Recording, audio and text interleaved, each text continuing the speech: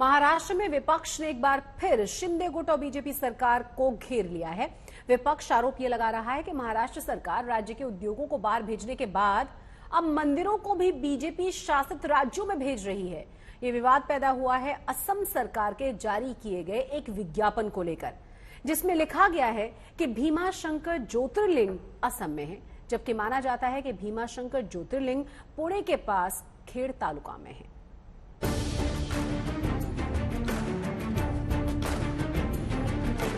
देश के 12 ज्योतिर्लिंगों में शामिल है भीमाशंकर।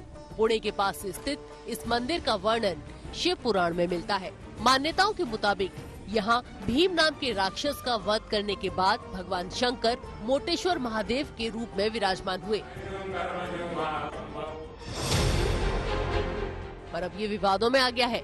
असम सरकार के इस विज्ञापन को देखिए। महाशिवरात्रि के मौके पर असम के पर्यटन विभाग ने एक विज्ञापन जारी किया और भीमाशंकर ज्योतिर्लिंग के असम में होने का दावा किया गया।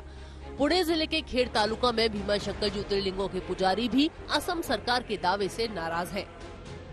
6 नंबर पे जो ज्योतिर्लिंग बताया गया है डांकिना भीमाशंकर, ये डांकिना भीमाशंकर सह्याद्री पर्वतों में जहाँ भीमा नदी का उगम स्थान हुआ है वही जगह पे ये 6 नंबर का ज्योतिर्लिंग है। डांकिना भीमाशंकर बोलते हैं। असम के मुख्यमंत्री ने जो बताया गया, अभी तक हम लोगों ने सैकड़ों सालों से हमारी परंपरा है, पूजा चलती है, लेकिन अभी तक हम लोगों ने ऐसा सुना नहीं है। असम सरकार के विज्ञापन के सामने आते ही महाराष्ट्र में विपक्ष ने मोर्चा खोल दिया। महाविकास आघाड़ी के तीनों दल शिंदे सरकार को घेर रहे हैं। एक निश्चित आहे, बघितलं असेल आपण, अनेक लोकांनी चिंता व्यक्त केलेली आहे की जसं इथून उद्योग देखील गेले तसं इथून आता मंदिरं देखील दुसऱ्या राज्यात नेत आहेत का? काय झालं? प्रत्येक राज्यातल्या मंदिरांबद्दल आदर असतो। आम्ही पण अनेक वेगळ्या मंदिरांमध्ये वेगळ्या राज्यात जात असतो, पण जे ज्योतिर्लिंग आहे भीमाशंकरचं ते आपल्या महाराष्ट्रात आहे आणि ह्याचं आदर आपण करणं गरजेचं आहे। तिथे पण असेल ज्योतिर्लिंग, त्याचा पण आदर आम्ही करतो, पण नुसतं महाराष्ट्राला घेऊन सतत आणि महाराष्ट्राला मागे ढकलायचं हा वाद पण निर्माण करू नका।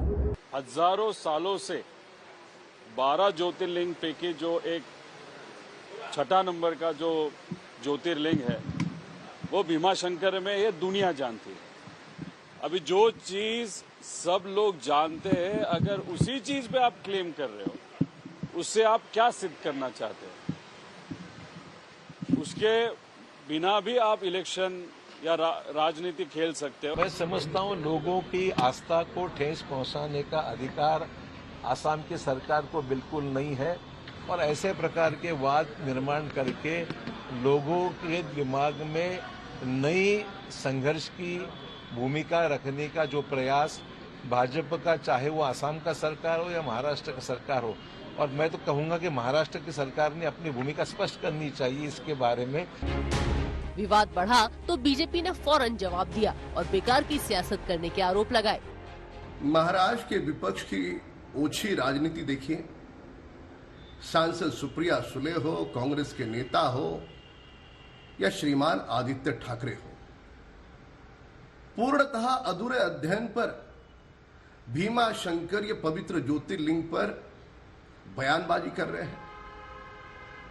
बयान देने का आपको अधिकार है, पर कम से कम जानकारी तो लेते। केंद्र सरकार का दिसंबर 2021 का सर्कुलर है जिसमें पूरी तरह से दर्ज है कि भीमाशंकर यह पवित्र ज्योतिर्लिंग महाराष्ट्र की पवित्र भूमि पर है। और उधर शिंदे गुट की ओर से कहा जा रहा है कि असम में भी भीमाशंकर नाम की कोई जगह हो सकती है।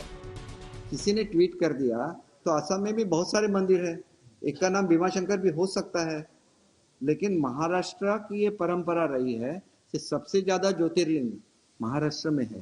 ये महाराष्ट्र की परंपरा है, तो हमें इसके बारे में अभिमान है। बात पौराणिक मान्यताओं की है, अपने अपने दावे हैं, लेकिन मसला सियासी है। असम सरकार के विज्ञापन से जिस विवाद की शुरुआत हुई वो अभी और बढ़ता दिख रहा है। मुंबई से ऋत्विक भालेकर के साथ आज तक ब्यूरो।